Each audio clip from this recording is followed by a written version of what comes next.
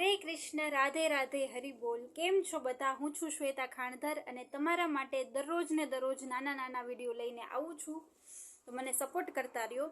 આજે આપણે વાત કરશું એક એવી વસ્તુ કે જે ઈશ્વર તરફથી આપને મળે છે અને ભેટ સ્વરૂપે. એ છે ભક્તિ. ભગવાન કૃષ્ણની અનન્ય ભક્તિ.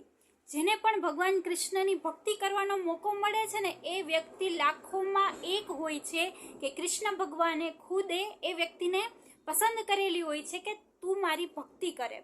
જે વ્યક્તિને કૃષ્ણ ભગવાનની ભક્તિ કરવાનો અવસર મળ્યો હોય ને, અનેરો મોકો મળ્યો હોય ને, એ વ્યક્તિ જિંદગીમાં સુવર્ણ તક માટે પસંદ થયેલો હોય કે જે કૃષ્ણ ભગવાનની ભક્તિ કરે છે. કૃષ્ણ ભગવાનની ભક્તિ ગમે તે લોકોને નથી મળતી, પણ જેને મળેલી હોય છે એ ખૂબ જ વ્યક્તિ ખાસ હોય છે. અને જ્યારે આપણે ભક્તિના પંથ ઉપર ચાલી છે ને આગળ, ત્યારે આપણા જીવનમાં એટલી મુસીબતો આવે છે કે આપણે એમ થાય કે હું તો કૃષ્ણ ભગવાનની ભક્તિ કરું છું, હું ભગવાનની એટલી ભક્તિ કરું છું, સેવા પૂજા કરું છું, છતાં પણ મારી જિંદગીમાં હજી મુસીબતો આવે છે. એનું શું કારણ? પણ ભક્તિનો માર્ગ જ એટલો સરળ નથી કે જેટલો તમે વિચારો છો.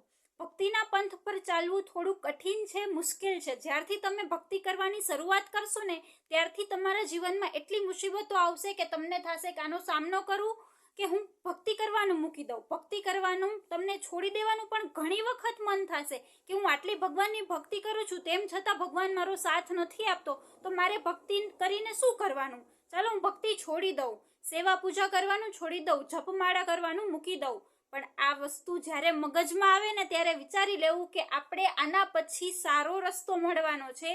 આપણા જીવનમાં જેટલી મુસીબતો મોટી મોટી બહુ છે ને, જે આવવાની છે આવનારા સમયમાં, એ બધી મુસીબતો નાના સ્વરૂપે થઈ અને ભગવાને આપણી પાસે એ મુસીબતોને અત્યારે જ મોકલી દીધી છે કે ભક્તિ કરવાના સમયે જે મુસીબતો આવતી જાય છે ને, એ મેળાએ ટળતી જાય છે. એનું સોલ્યુશન એમને જ નીકળતું જાય છે. જેમ જેમ આપણે ભક્તિ કરતા જાય, ભગવાનનું નામ લેતા જાય, હરે કૃષ્ણ કૃષ્ણ કૃષ્ણ હરે હરે, હરે રામ રામ રામ હરે હરે, આવી રીતે ભગવાનનું નામ લેતા જાય, ભગવાનના નામનો જપ કરતા જાય ને, એમ બધી મુસીબતો પોતાની રીતે નીકળતી જાય છે આપણી જિંદગીમાંથી. એટલે ભક્તિ કરતા હો ત્યારે ભક્તિ છોડવાનું ક્યારેય ના વિચારતા.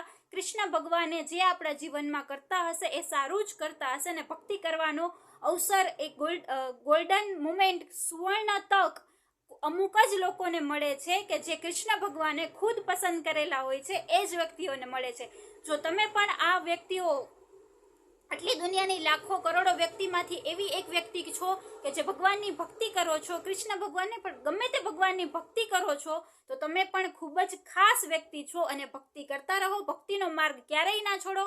એક વાત યાદ રાખવાની જીવનમાં કે ભક્તિ કરશો તો મુસીબત આવશે, પણ એની રીતે જતી રહેશે. એ મુસીબત બહુ મોટી હશે, પણ ભગવાને એ મુસીબતને સાવ નાનું સ્વરૂપ કરી અને ત્યારે જ આપણી પાસે મોકલી દીધી હશે કે જ્યારે આપણે ભક્તિ કરતા હશું. તો ભગવાન આપણી હંમેશા સાથે છે અને સાથે જ રહે છે.